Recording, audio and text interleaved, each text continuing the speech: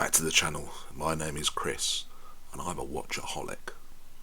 No, you haven't tuned into a different channel. I thought for my last video of the year what I would do was just do the top 5 most worn watches. As you'll see from this small selection, most of these I've bought in the last 12 to 24 months. This isn't all of them. It doesn't include the one that's on my wrist at the moment, for example, and there are a few others as well, and that doesn't include all the ones that I have bought and subsequently sold, but I thought it might be interesting to see what ends up on my wrist the most often. So let's get into it.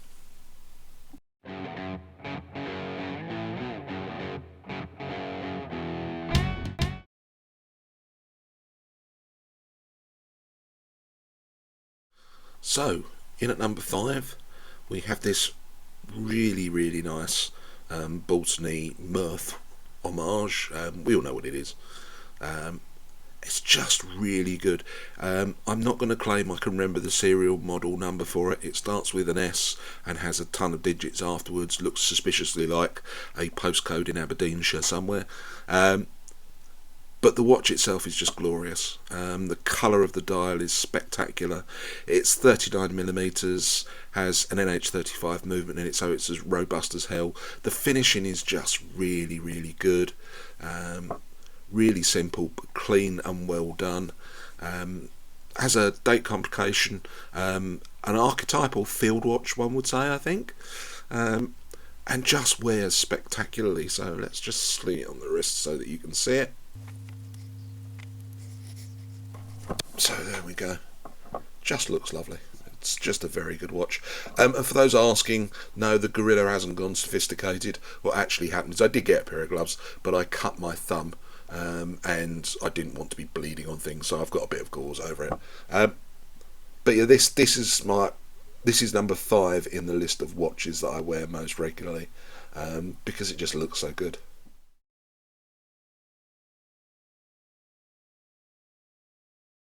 So, in at number 4, shock horror, Casio G-Shock GA 2100.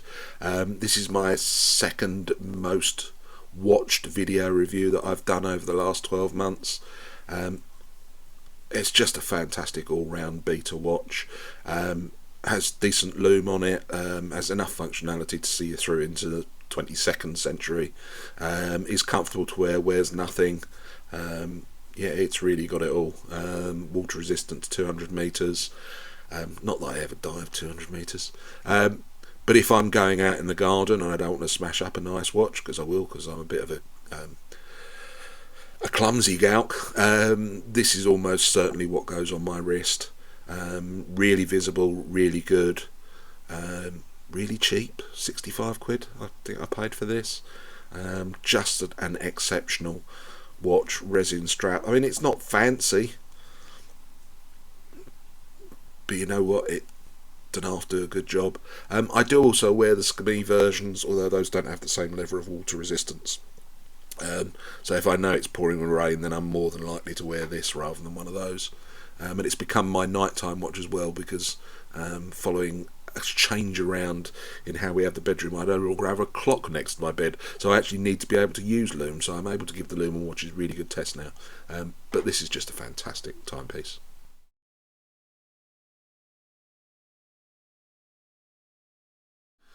So in at 3 is the Helm Kuraburi. It's a complete beast, this one. Weighs in at nearly 1/4 of a kilo, but fantastic finishing, just glorious watch. It's got an unusual looking dial, it's got a 10 o'clock crown. Putting it on your wrist is like a workout in its own right. And the lume, well, I'm not entirely convinced you can't see the lume from space. It is that good. An absolute joy to wear. It is a proper ISO 200 metres, might even be 300 metres dive watch. Not that I am ever going to dive that deep.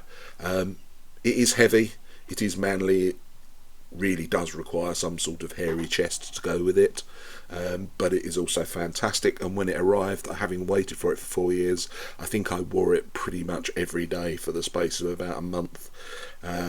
It's just a fantastic watch. Let's sling it on wrist so you can see it. That's genuinely what it's like. It's not a light watch, but it's got drilled lugs. It's got everything really. Looks great, even with the white gloves off. It's just a fantastically engineered watch. Why would you not want this on your wrist?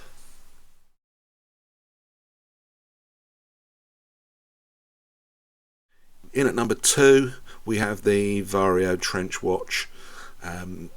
Ivan from Varjo was kind enough to loan me one of these, and I just loved it. It's such an unusual look, an unusual style.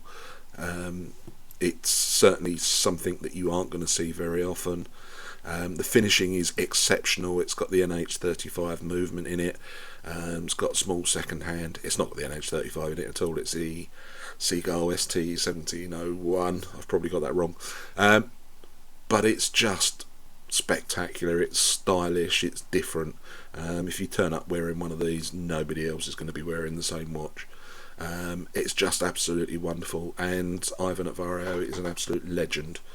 And I think it's a mark of the quality and wearability of this watch that I've only had it properly since the end of November. My wife bought me one for my birthday, and it's been on and off my wrist fairly regularly in all of that time.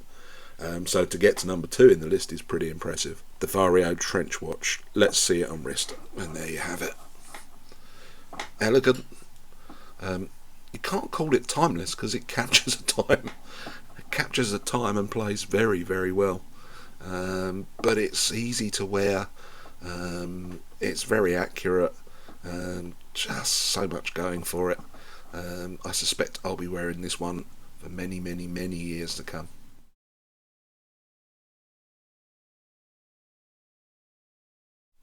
And in at number 1 this year, had to be really, didn't it? This is the Squale Sandshark. It's the watch that was developed in collaboration with the Urban Gentry, TGV, one of my favourite YouTubers, and it's just a fantastic watch. To be honest with you, you've only got to look at the bracelet to figure out how much I'm wearing it. The bracelet and the buckle have had an absolute pounding. Scratches galore, because this is the most regular watch on my wrist. I like it because it's not a big dive watch, though. It's 39mm. The visibility is just spectacular. It doesn't matter what angle you look at it, you can always read it. The bezel colour is beautiful.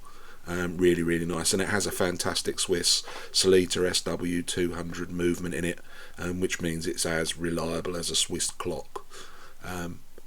It's easy to wear. The bracelet fitted me first time round. Why would you not want one of these? It is the most expensive watch I've ever bought, but to be honest with you, it's the quality that brings it back for me. And actually, you get what you pay for. I'll still be wearing this watch in 20 years' time. So that's it, the number 1. Let's sling it on wrist, which is actually where it was before I started this video. And there you go.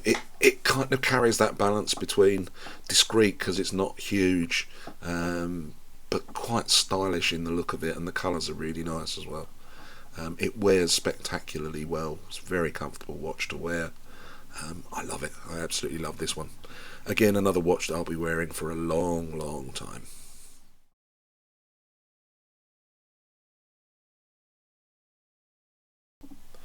And then finally, 2 watches that came into my possession towards the end of the year.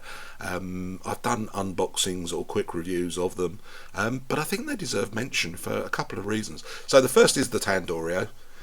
So this is Tandorio field watch. No idea what model it is. It's very simple, very clean, and I got all of this for less than £30. And I didn't set the time on this one. That was clever, wasn't it? NH35 movement, sapphire crystal. Pretty decent finishing, I've got to say, and I really like the style. The design of the numerals reminds me of the Varjo to quite a greater extent. You can see there, it's very, very, very similar. But actually, for less than £30, which is what I paid for this, and it has a reasonable lume on it as well. Not brilliant, but reasonable lume. This, I think, is an absolute standout, and I think I will be wearing this quite regularly. So maybe this will make it into next year's top 5. Let's just sling it on wrist. Just really good. It's a very clean, very simple look. Decent movement, good finishing for under 30 quid. If you know a better watch under 30 quid that isn't a Casio, give me a shout. And then finally a Pagani design, PD1765. This one is an honourable mention because this is the first Pagani watch I have seen that actually gets the lume right. So you can see it on the hands here, to be absolutely honest. It kind of sticks out. They've clearly gone for it with this one. But it's a really nice watch. It's surprising. Again, I think I picked this one up for well under £40. Nice colour, nice design. The finishing is quite high polish. Hence all the fingerprints, but it wears really well, and it's on a really decent strap. I thought it was a bit hard when I first got it. You'll see that from the unboxing video, but since then it's come a long bloody way, I tell you. It's actually a lovely, supple, really nice tan leather, and the colour of it's really good as well. So again, I think this may well be one that might creep in next year. I know it's a long way away, but you never know. But I thought we'd give those two honourable mentions, Pagani Design and Tandorio. Fantastic budget watches.